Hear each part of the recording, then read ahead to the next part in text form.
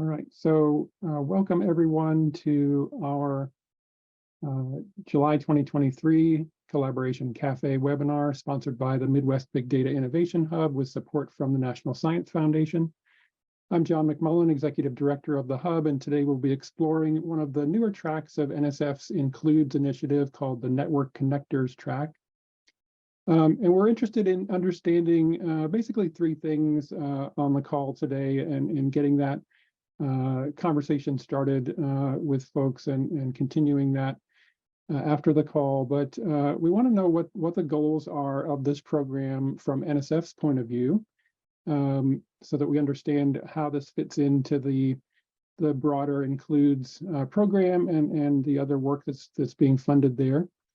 We want to understand a little bit about how the Alliance awardees in that program think about their unmet needs and how they might relate to this particular track. And we want to think about other NSF-funded projects who may be a good fit for collaboration on this program and engaging with Alliance awardees. What's the readiness of some of the programs that they've been developing? We have quite a few folks invited to the call today, and so where are they in terms of their readiness to collaborate? How scalable are some of those programs that they have planned? And so we'll have some time today to dig into some of those questions and do a little Q&A about where things are for folks currently. We here at the Midwest Big Data Innovation Hub are interested in proposing into this program, but we know others have a lot of interest in that as well. And so we wanted to have a public and open discussion about potential opportunities in this area and where to go next. We're very happy to help guide the conversation today to have Dr. Adrienne Dixson with us, who's a program director at NSF with responsibility within the Includes program. So thank you very much for being here today. We appreciate you taking the time to speak with us. We also invited quite a few project teams from both the Includes Alliance awardee pool as well as the NSF AI Institutes program. Not everyone was able to join the call today, but thank you to those who are on the call for being here as well. And so we'll have some time to explore with you later today where you are in those programs. For those who are on the call who are new to the MBDH, I'll just quickly mention who we are and what we do. So we are part of a national network of 4 regional data innovation hubs funded by NSF. And we're focused on building communities and collaborations around data science and other data-related issues. Similar, I think, in some ways to the Includes national network, obviously a much smaller scale than Includes, but I think doing some of the similar outreach and community building that group does. I'm also very happy to have Ashley Atkins on the call with us today. She's the Executive Director of the West Big Data Hub, so one of our great collaborators out on the West Coast. And so, you know, wherever you're watching this recording or viewing the webinar from, if you're not familiar with the Hub's network, I encourage you to reach out to the Hub that's located in your region and see if there's some opportunities for you to engage around your interests. Okay, so at this point, I'm going to turn it over to Dr. Dixson to get us started with some context about the overall Includes initiative and in particular the goals that NSF has for the Network Connectors track. And so I'll stop sharing here and feel free to take over whenever you're ready. Yes, good afternoon. Thank you all. I'm going to do just a brief introduction of myself and then I'll turn off my camera because I have to read from another window and it's just awkward to be not looking at you guys and looking over here. So I'm Dr. Adrienne Dixson. I am a program officer, what we call a rotator. So I'm on a detail from my university. I am the executive director of the Education and Civil Rights Initiative at the University of Kentucky. This is my second year, going into my I just completed my first year at Kentucky. Fun fact, started my career in North Carolina and obtained tenure at Ohio State, and then moved to the University of Illinois in 2011 and left in 2022 to go be the executive director of the Civil Rights and Education Initiative. So I am a big displaced Big Ten person. I have a degree from Michigan and from Wisconsin, so I was thoroughly in the Big Ten, and my goal was to be part of every Big Ten university, but that didn't work out. So now I'm in the SEC.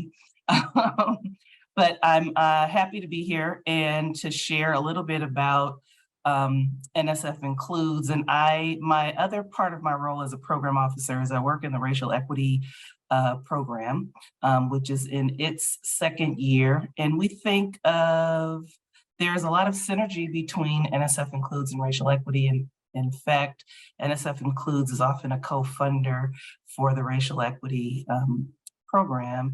And so often what starts as a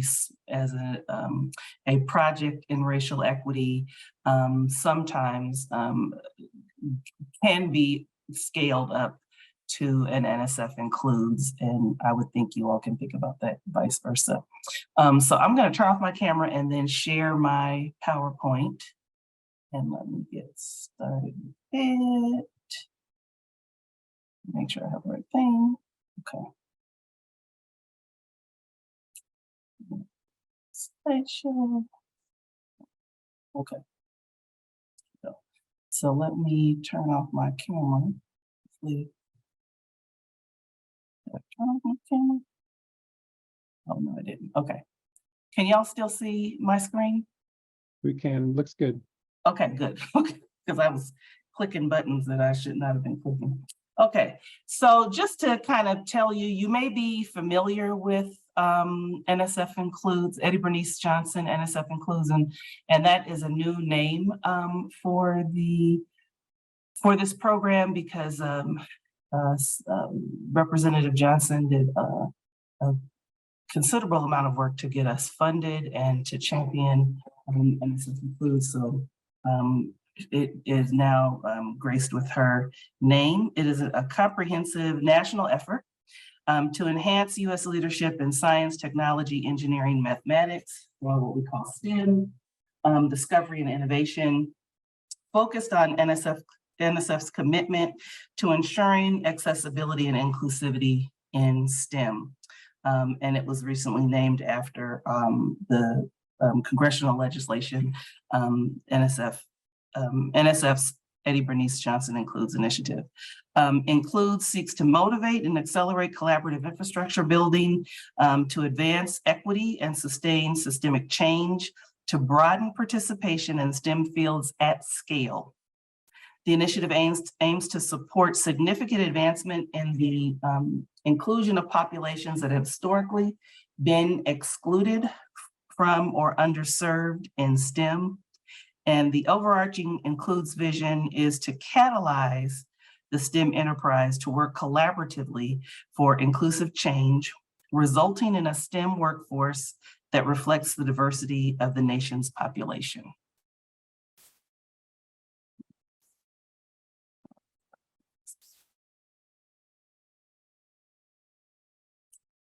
So you can see our network. This is our national network. It's quite vast. Over 1,200 launch pilot partners, 200 alliance partners, and planning grant partners that span the country. And so you see the color coding down the bottom. So there are planning grant lead institutions, alliance lead institutions, and then we obviously have conference eager supplement, so on and so forth. And so this is just somewhat representative of the work that's a part of the national network. Okay, so what we endeavor to do, and this is kind of our what we think of as our kind of theory of change here is coming up, we want to broaden participation in STEM, which includes funded projects at all levels that are collaborative, demonstrate significant advances in the preparation and participation of groups that have historically been excluded or underserved in STEM, relative to kind of baseline measures and at the unit of change of institutions and systems. So we are looking at change at that level. Enabling sustainable change in systems. So funded projects take actionable steps to reform policies, practices, relationships, approaches, and/or mindsets in order to make STEM culture more inclusive and broaden participation in STEM. Scaling up. Oh God, now my screen. Scaling up is scaling up outcomes in ways that advance equity. So funded projects will scale up proven and promising strategies in equitable ways, which includes change at the institutional level, and understanding kind of how these changes are being addressed at the institution and at the systems level. We also look at building a collaborative infrastructure. So we recognize that change comes through working across entities. And so we encourage through the NSF Includes that partnerships and community building, community engagement are significant. So all funded projects must operationalize the 5 design elements of a collaborative infrastructure in ways that catalyze systemic and accelerate systemic change. And so I'll talk about that really quickly. So this is kind of our theory of change. Includes, has 5 design elements of what we call collaborative infrastructure.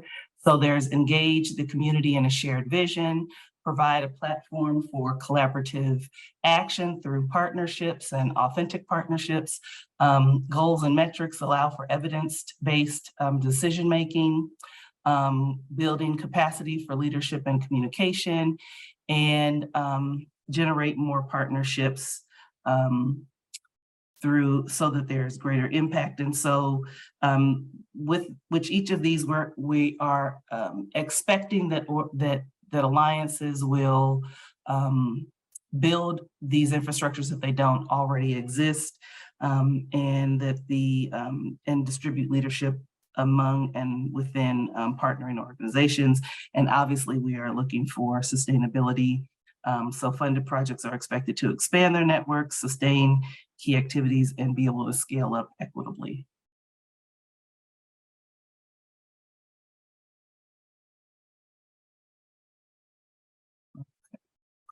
So deadlines, the next one for alliances, if one is interested in applying for an alliance, is October 2023.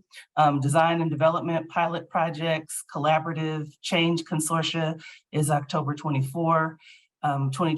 And then annually, which is the purpose of kind of our conversation today, is to, we take proposals for network connectors and conference proposals. So those are annual, you don't have to wait for deadlines for that.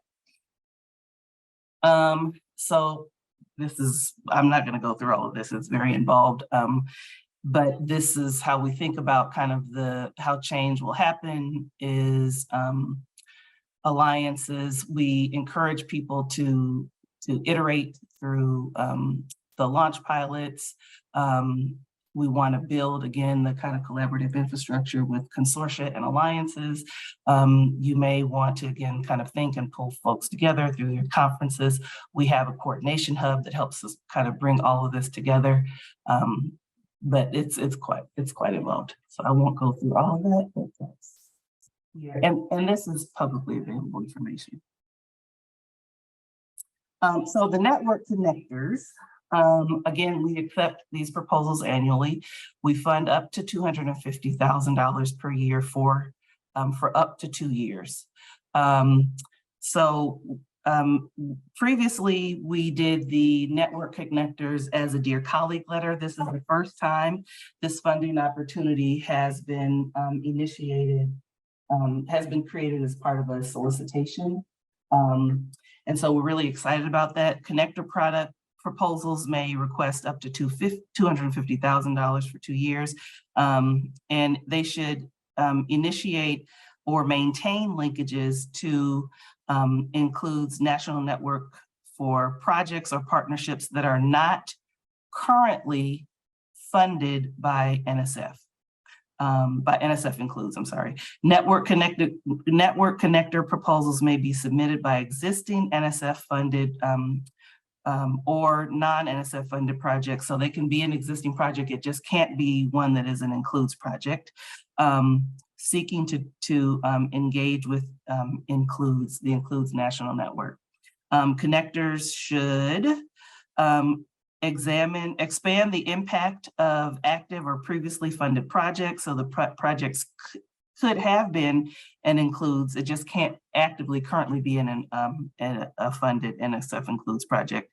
It can be a funded NSF project or some project that was funded by another organization. Offer new opportunities for collaboration across the Includes network. Explore novel ideas that bring a community of NSF funded projects into the Includes network. Offer efforts to equitably scale up and innovate on evidence-based work for change. Let's see. Okay.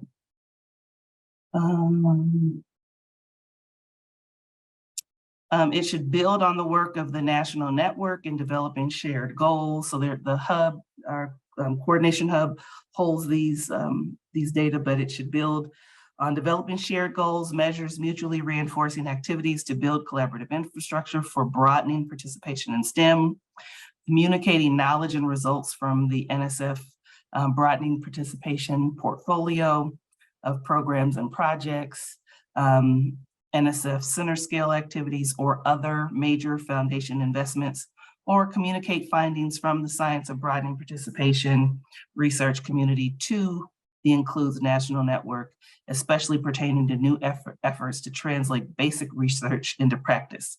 Does it have to be grant funded? No, the existing project just has to be doing broadening participation work. Requests that exceed $250,000 may be considered, but it depends on the need in the proposal and the proposed activities. Network connector projects require a letter of collaboration from a leader of the existing project to which the proposal is aiming to connect.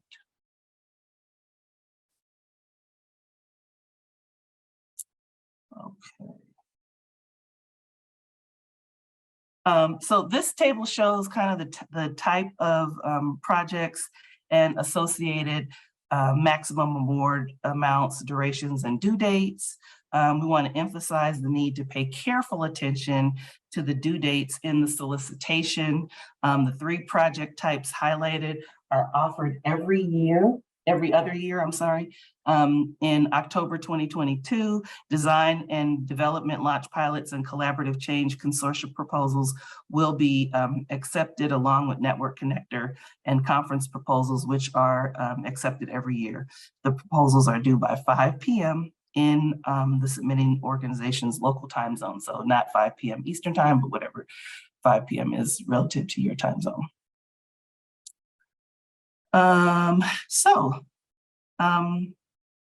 Solicitation details for the network connector. So network connector, all Includes proposals are intended to be collaborative.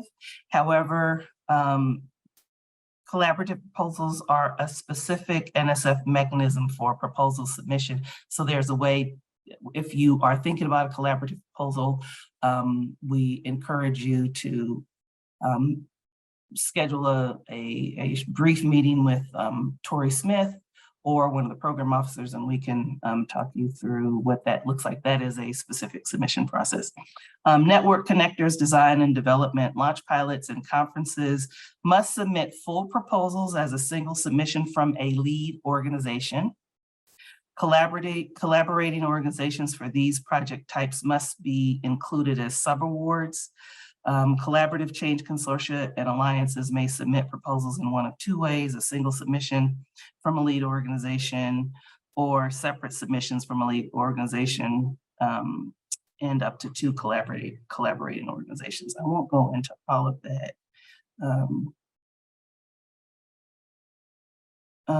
Proposers may consult the NSF, the PAPG, if you're familiar with that, Proposal and Award Policies and Procedure Guides, PAPG, for additional information on collaborative proposals. The specific section for this is Chapter 2, Section D, Part 3, if you're interested in collaborative proposal submissions.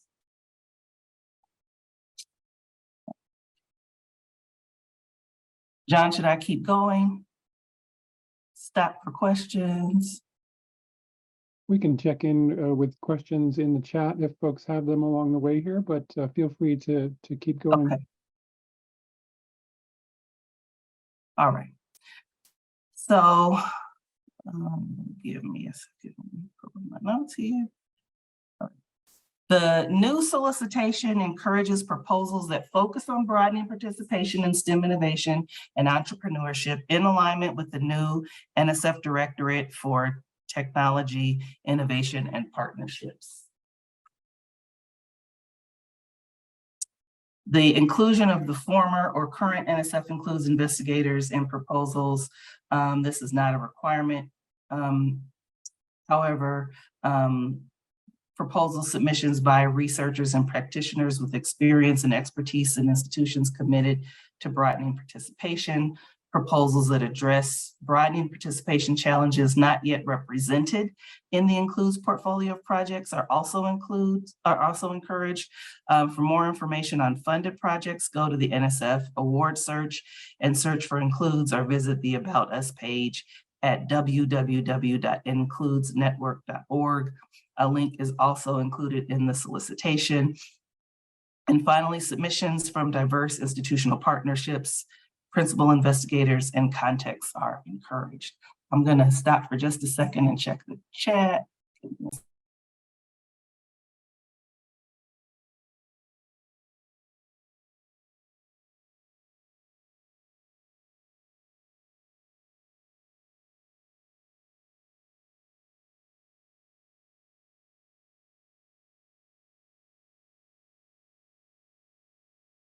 Okay, no questions. We'll go on to this.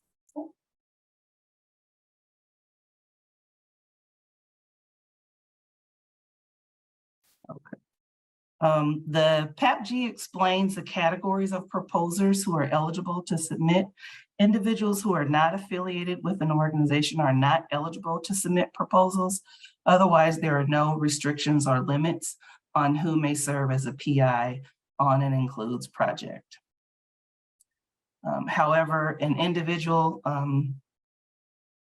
may serve as a PI or co-PI on only one Includes proposal per annual due date. This limit does not include conference proposals. PIs and co-PIs on an Alliance Award that will be active at the time of a new Includes award is made may only submit conference proposals under this solicitation.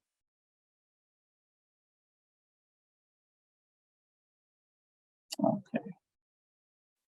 Next slide. Additional notes of importance include project description, page limits.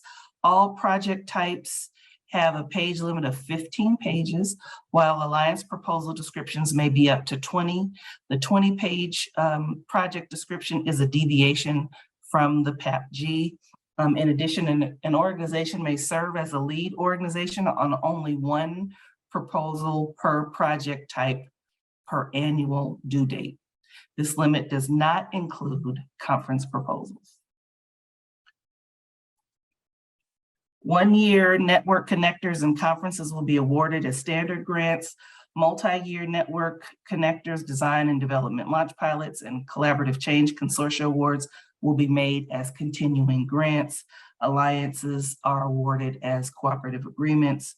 Includes anticipates funding 10 to 15 total awards each. Annual competition contingent upon the availability of funds and receipt of competitive proposals. A total of 5.5 million is anticipated for new awards each year.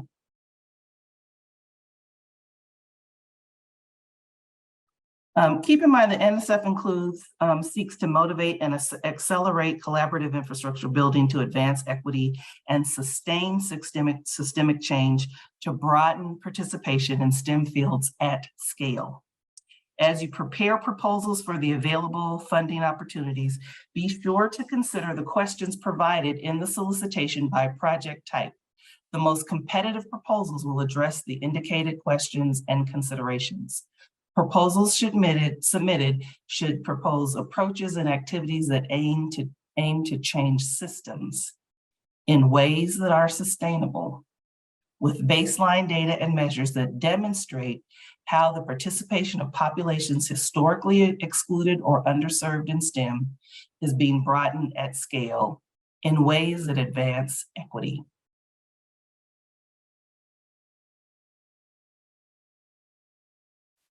Some resources that can be helpful for you: the program solicitation, please read it carefully. It gives the best information about what NSF Includes is looking for. The proposal, the PAPG, can provide you with information on formatting and allowable costs and other procedures. Please be sure to use the correct version of the PAPG. Check to make sure the effective date covers the proposal submission due date for the project type you're proposing. The current version is 22-1. It is updated. The 23 version will be up. Oh, 23-1, I'm sorry. I was gonna say the 23 is up now. If your organization has, we update the PAPG annually, so currently the 23-1 is up now. If your organization has never had an NSF grant in the past, or if you haven't had an NSF grant in the last five years, please be sure to read our prospective new awardee guide to find out what kind of documentation you will need and what the process will be should your proposal be recommended for an award. It does not hurt you, or it doesn't hurt you to be a first-time awardee or that your institution has never been awarded an NSF grant. That is not a disadvantage for you. We just need to know because you may need some extra supports if you haven't had a grant before. Another important note is that both research.gov and grants.gov have helplines that you can call if you have technical issues with proposal submission issues. Program officers are most likely unable to access or help troubleshoot technical issues, and not most likely, we absolutely cannot help you with technical issues. So we tell everyone to please call the helpline. We cannot emphasize enough the importance of starting the proposal submission process well in advance of the due date. If you encounter technical challenges, you can call the research.gov help desk. They are available 7 a.m. to 9 p.m. Eastern Standard Time, except for federal holidays. They're not available on weekends. Grant.gov users may contact the support center.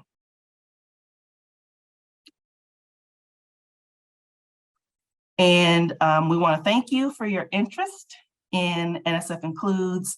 The solicitation is NSF 22-622, or the NSF Includes program page is accessible from nsf.gov.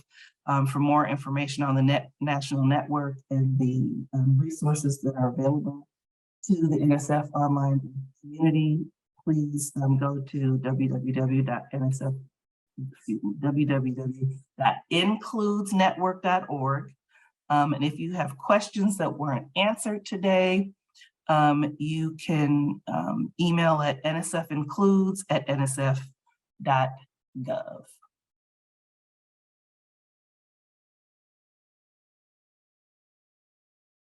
Thank you so much, Dr. Dixon, for giving us a quick overview of that. And I'm going to put a couple more slides up here before we get into our Q&A portion. But if folks do have questions, feel free to drop those in the chat. We will also have a chance for people to unmute and have an open discussion here briefly as well. So one question that I have for you, Dr. Dixon, was there any awards made in that network connectors track last year? So as you said, that was the first year. It was originally a DCL at that point. And so I didn't see anything in the award database, but I wasn't sure if anything had actually been awarded there. I actually don't know what's been awarded yet. I can't think off the top of my head what's been awarded. I mostly work with alliances, so I in my portfolio actually have 2 alliances. I don't have any network connectors, so I'm not sure. I don't know now.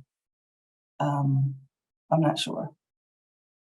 No worries. Maybe we can follow up with the Includes email address that you gave and ask about that. What we like to do on this webinar is give folks some examples of what has already been funded, so they have a sense of what a successful project looks like, and we share those through our website here.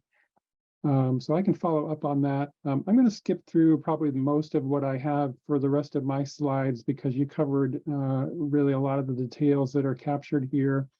I'll just note that it does not look like there is a letter of intent required for the network connectors track, but there is a strongly encouraged suggestion to provide a one-page overview of your concept to the NSF Includes office a couple of months in advance of that submission to give you some feedback. And so keep that in mind if you are interested in proposing. That would be mid to late August that you would have to get that in if you wanted to have that feedback from the program directors.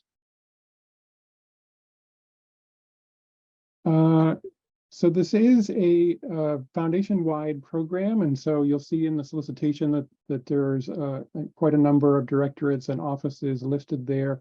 I did have a question about that. You know, should in some of these other cases where there is a multi-directorate program, proposers often will target a particular directorate that has an emphasis in a particular area. And so I'm wondering in this case, if proposers would typically be proposing into one of the directorates that's aligned with their discipline, should they target that directorate for a proposal here, or is that something that happens once those are received by NSF, that they get allocated to a directorate?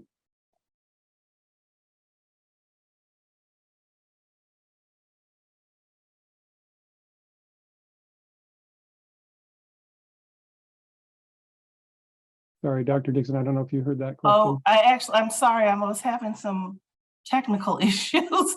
Yes, I'm sorry, I didn't hear your question.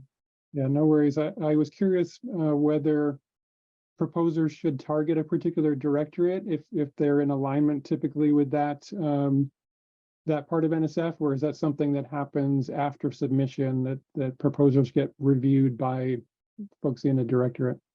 No, you actually don't get reviewed. You get reviewed by the NSF Includes program officer. So it's not directorate specific.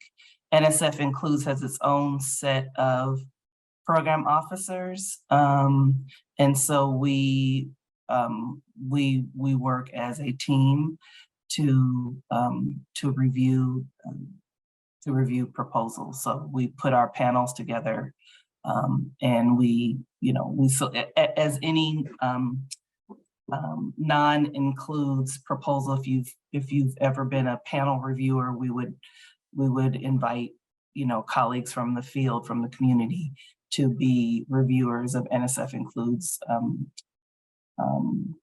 proposals. So so they don't need to reach out to a specific directorate.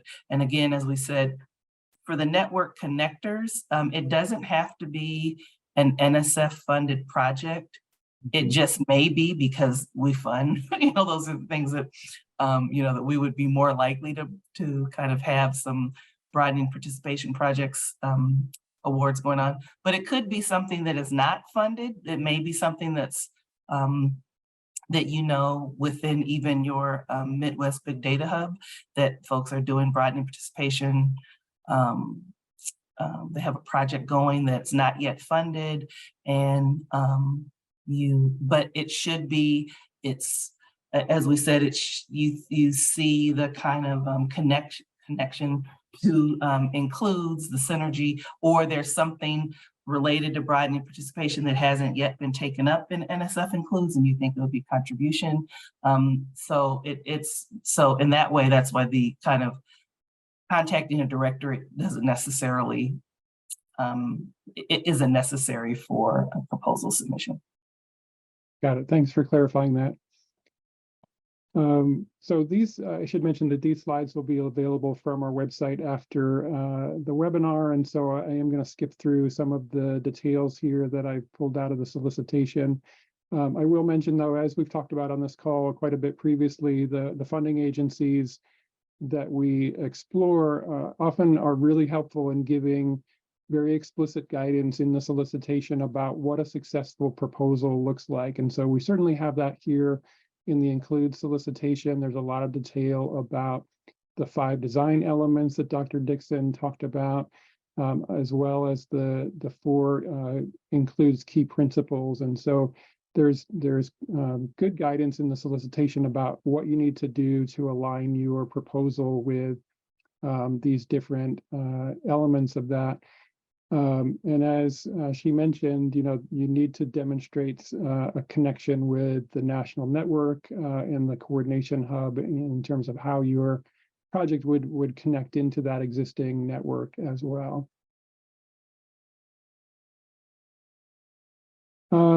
So that is sort of very helpful guidance informally in the solicitation, but there's also formal review criteria. As most of you know, NSF has their 2 standard review criteria for pretty much every proposal, which is intellectual merit and broader impacts.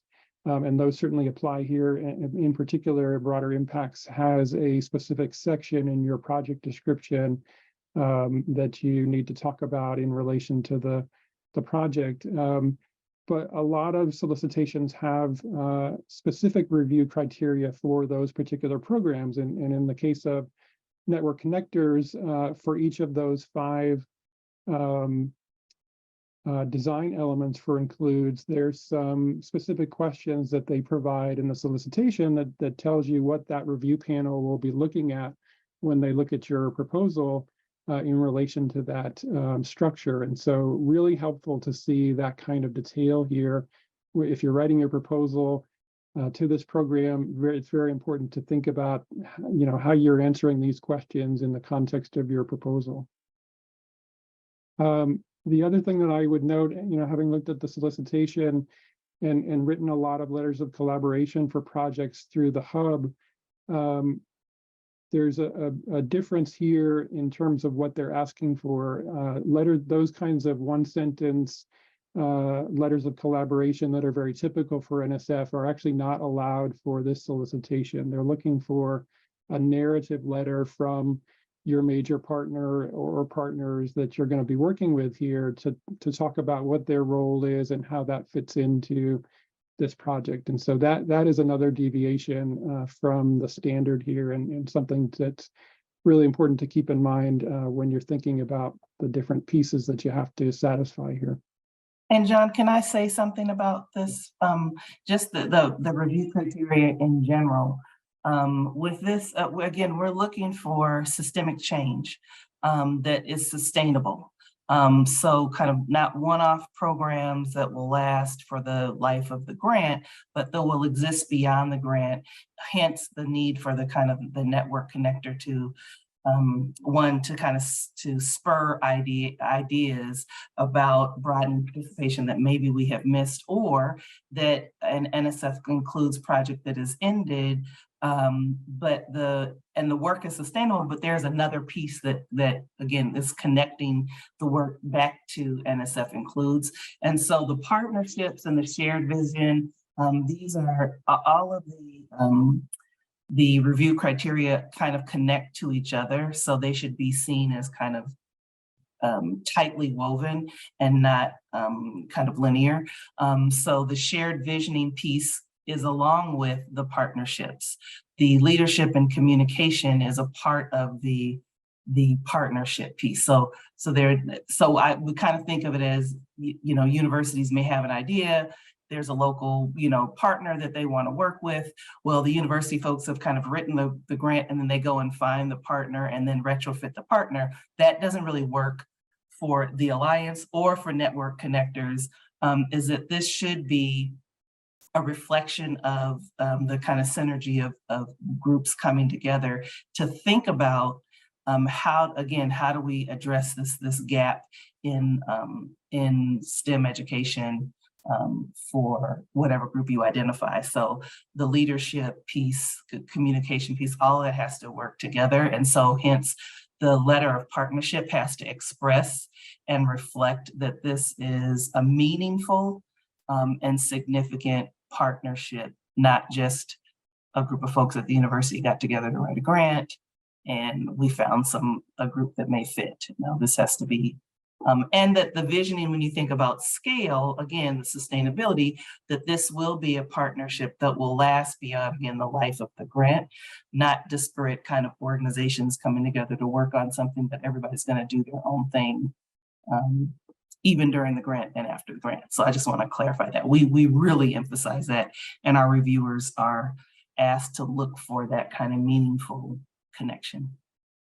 Yeah, thank you. That's very helpful to hear that from you. And I remember in your presentation that you used a similar phrase like equal partner or something where, you know, it's clear that you've had some engagement with that group beyond just getting a letter from them. There's actually a real partnership there. So very important for folks to know that.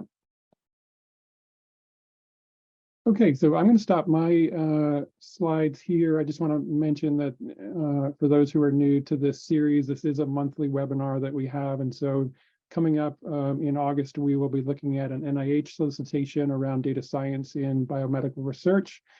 And then for September and October, we'll be coming back to NSF to do a series of 2 webinars on cyber infrastructure workforce development, looking at the NSF cyber training program that we've looked at before on this call, as well as the new Strengthening Cyber Infrastructure Professionals Ecosystem, or SCYPE program in October. So feel free to join us for those if you're interested in any of those sessions, and we always welcome suggestions for other topics and solicitations that you'd like to hear about. But at this point, in the interest of time, I want to move on to our Q&A and discussion section. We have representatives from both alliances and AI institutes on the call today. And so for those who are joining from those organizations, I have some sort of conversation starting questions here. But as I said, we're interested in, from the alliances side, what some of the unmet needs are that you all have. Where a network connector partner could help bring in new opportunities for faculty and students to engage in new ways, for example. And from the AI Institute side, you know, what kinds of activities are you working on that you think might be a good fit to engage with an alliance partner and have that relationship with faculty and students for STEM training? What are the things that are sort of at the right level of readiness and scale to be able to do that? And so let's open it up here. We have Rylan Chong from the Allspice Alliance on the call with us, and I also see Ron Payne from the Molecule Maker Lab Institute, which is one of the AI institutes as well. So I don't know, Rylan or Ron, if you want to speak to any of those questions or other thoughts that you're having, but I'm happy to open things up to you and others on the call to get us started with discussion for a bit.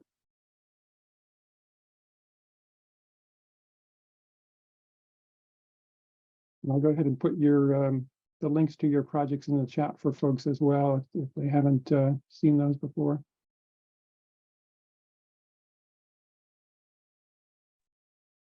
Yeah, so I'm still digesting the information that was shared, and it's all really good information. So I'm still digesting it, and it actually is somewhat timely as MMLI just finished its year 3 site visit, NSF site visit, and one of the areas that the Institute needs to look at is workforce development, more of workforce development, and I'll call it retention, but it's not really it's how do we keep track of and keep involved our GRAs, our undergraduates, our postdocs when they move on. Because especially GRAs, right? That's not expected that they're going to stay there for their entire career, but how do we keep them involved in that? And then the other area that we were asked and it was recommended that we look into is how do we increase the DEI within our institute specifically for graduate students, undergraduate students, and postdocs. So again, right now I'm just kind of brainstorming, but those two things stick out for me, and I'm trying to figure out if there's a connection point someplace in here. Yeah, I should say that one of the reasons I invited the AI Institute cohort is that you all have that broadening participation element to your projects, and you have programmatic activities that you're all doing in that space. And so it seemed like a natural fit to think about if you have a particular series of activities that allow participation from the broader scientific community, that might be a hook into the Includes network as well. Sure. Rylan, how about you over on the other side? You have an alliance that you are co-leading.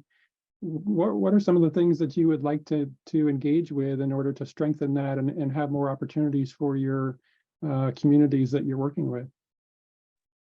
Yeah, for us, I think so we're all the way out in Hawaii and in the Pacific. So some of the things I think that could help is networking with the other groups and collaboration, kind of finding out what a little bit more on what they're doing and stuff like that. So for us, it's more like the networking and resource opportunities that other groups have that we can all utilize.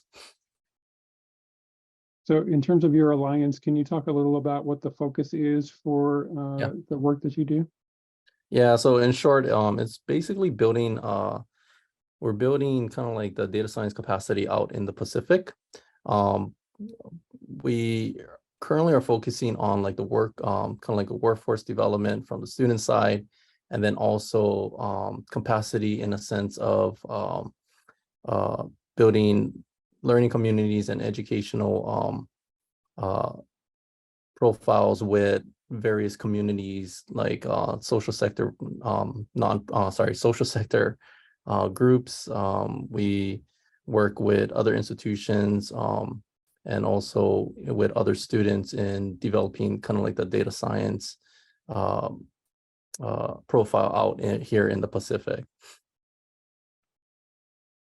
So if there were a potential partner from another project that was doing data science, and maybe it was related to some of the community needs that you all have, what should we know about that community that you're working with and those students? Is there a particular skill set that you feel could use some augmentation? Is there a particular kind of project that might be helpful to work with? Yeah, so well, from a student from our like from the student perspective, I think learning about what other technical resources are out there like one of our big partners is, and part of our grant is the University of Texas, the tax supercomputing centers. You know, it would be interesting to kind of hear a little bit more about other technologies out there from other institutions.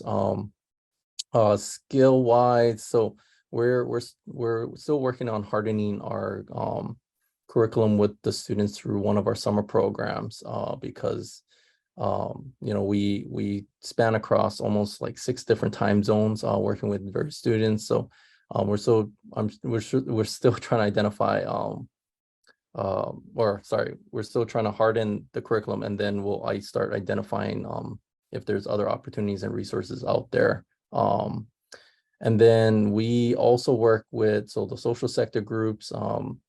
That is where we're kind of helping, well, we're trying to make data science and this area of high performing computation more digestible for people to learn. Right now, it has been very exclusive to just the technical folks, or what we call technical geeks, you know.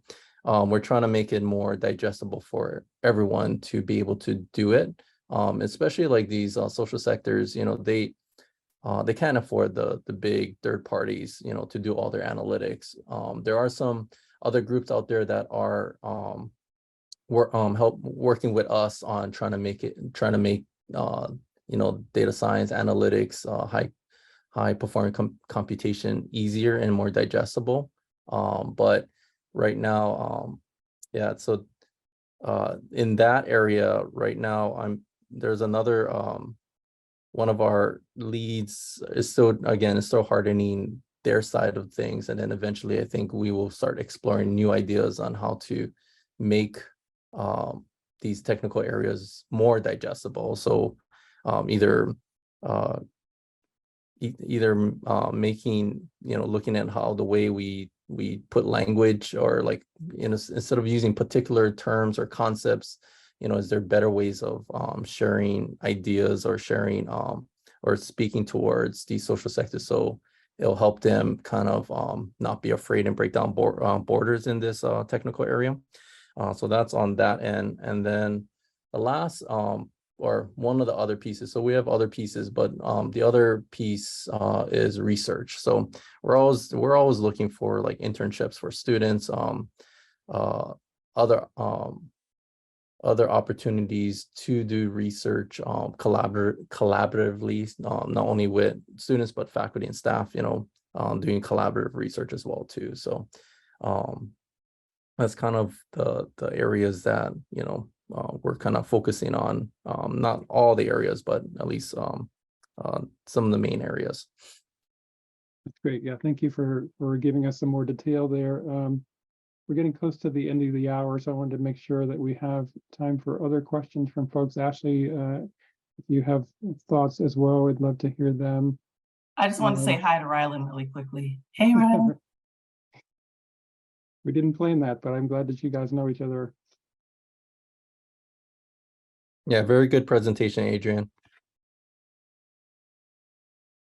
So Ron, in terms of the AI Institute, you guys also work with students, maybe in different ways, but when you are building those kinds of opportunities for students, is that limited to you know, a particular institution, or in some cases is that open to other folks? Rylan mentioned, for example, internships, and so, you know, are there opportunities with MMLI to, you know, come in for a summer internship or work on a project for a limited period of time, for example?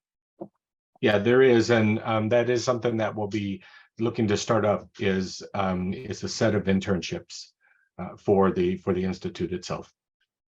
Great. Yeah, and I think that is pretty common with other AI institutes, and so, you know, again, that's another reason why we were interested in potentially bringing those two groups together. I think there's some interesting opportunities for students to get directly engaged in areas that may be of interest to them. So, Ashley, how about you? Any follow-up that you want to do before we wrap up for today?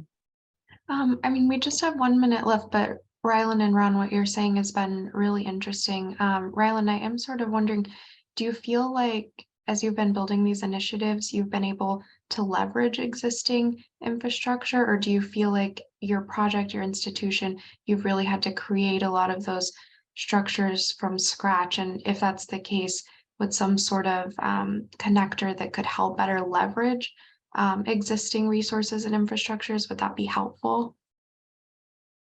Yeah, so it's both. Some of it is, we do a lot of research and we build along the way. And then some of it was already kind of pre-built to some extent. But I think that's a good idea is to understand what we can leverage as well too, what's out there a little bit more, knowing what we shared or what I shared today with Allspice and everything. And I know the bigger things, at least one big thing would be looking towards like internships for the students. A lot of it goes towards the students in our program and also for our social sector groups.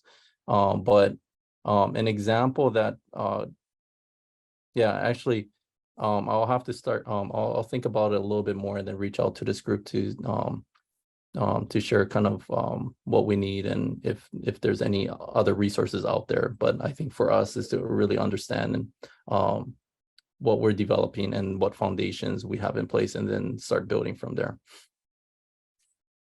Perfect. And, as I said at the top of the hour, this is a conversation that is starting today, but we hope will continue, especially if you're watching this recording and you would like to talk with folks on the call about your challenges and your opportunities from the Alliance side or from other funded projects. We'd be happy to continue that conversation. And so we look forward to moving that forward, and we're really glad to have the guests that we had today. Thank you all for being here and sharing the information that you did. So thanks again. We look forward to continuing the conversation. Have a great rest of your day, everybody.